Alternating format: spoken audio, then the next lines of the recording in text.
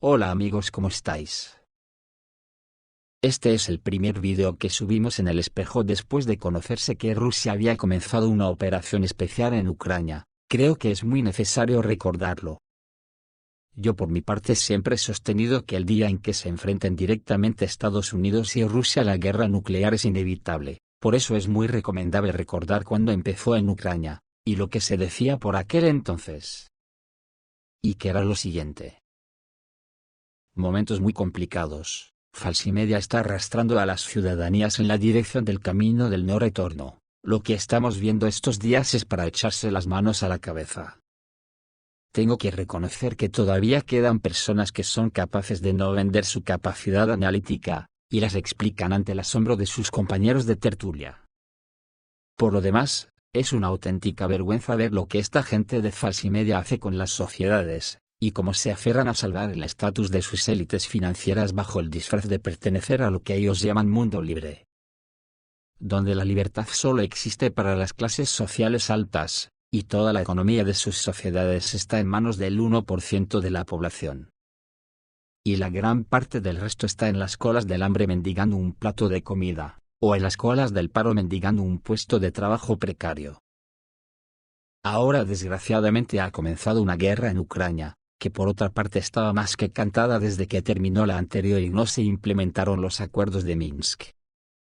Llevamos muchos años dando pasos hacia la guerra, básicamente porque la OTAN se quiere comer el espacio vital del pueblo ruso, y el pueblo ruso no está por la labor.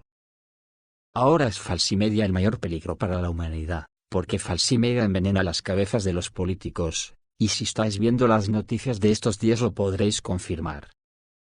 Son capaces de empujar al mundo a una guerra nuclear con tal de no ceder un ápice en sus derivas colonialistas, haciendo gala de una memoria selectiva que asusta.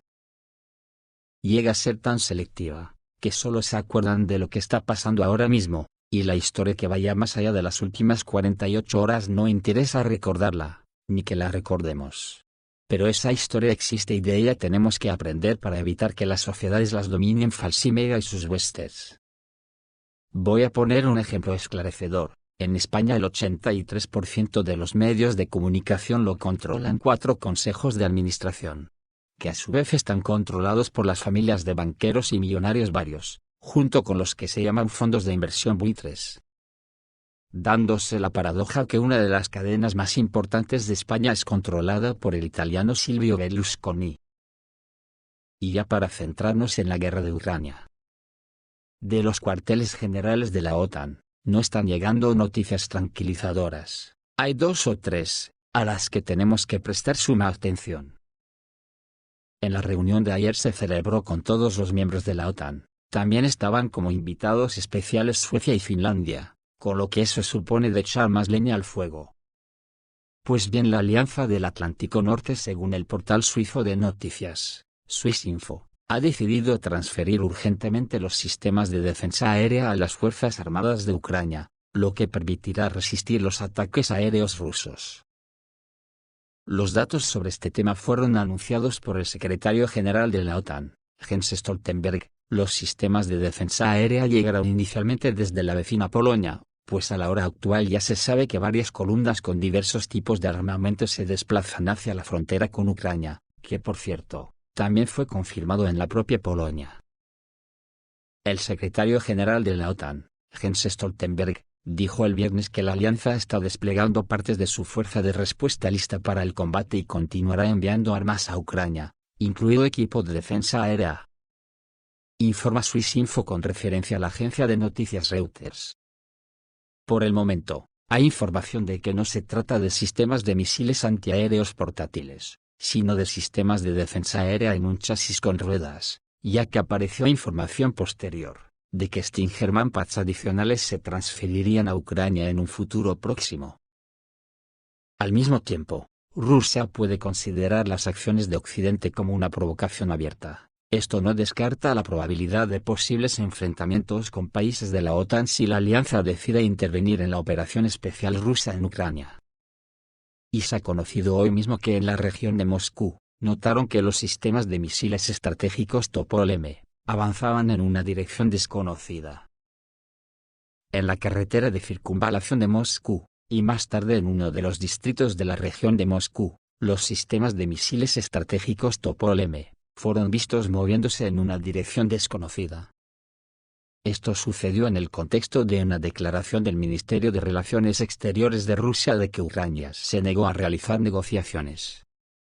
Posiblemente también porque la OTAN considera a Suecia y Finlandia como miembros, además de ayudar a Ucrania como un conjunto OTAN, y no como una nación particular al margen de la OTAN. Por el momento, se desconoce el hecho exacto de dónde avanzaron los sistemas de misiles estratégicos Topol-M. Tampoco hay declaraciones oficiales del Ministerio de Defensa de la Federación Rusa sobre este asunto. No obstante, los expertos llaman la atención sobre la posible injerencia en la operación militar de Occidente, que podría convertirse en una red de seguridad en caso de un ataque a Rusia o sus aliados. En los cuadros de vídeo vistos en la red, se puede ver el proceso de movimiento de los sistemas de misiles estratégicos a lo largo de la carretera de circunvalación de Moscú. Al mismo tiempo, las fuentes informan de al menos 4 instalaciones móviles. Dado que Rusia está realizando ejercicios militares en varias regiones, podemos hablar simplemente de realizar maniobras. Por su parte, en Estados Unidos, la prensa estadounidense se hace eco de que a pesar del agravamiento en Ucrania, Biden se fue de vacaciones. El comandante supremo de las Fuerzas Armadas de los Estados Unidos decidió pasar un agradable fin de semana con su esposa, lejos de la Casa Blanca y los asuntos de Estado, en la ciudad de Wilmington, Delaware. Esto llamó la atención de los periodistas del diario estadounidense The New York Post.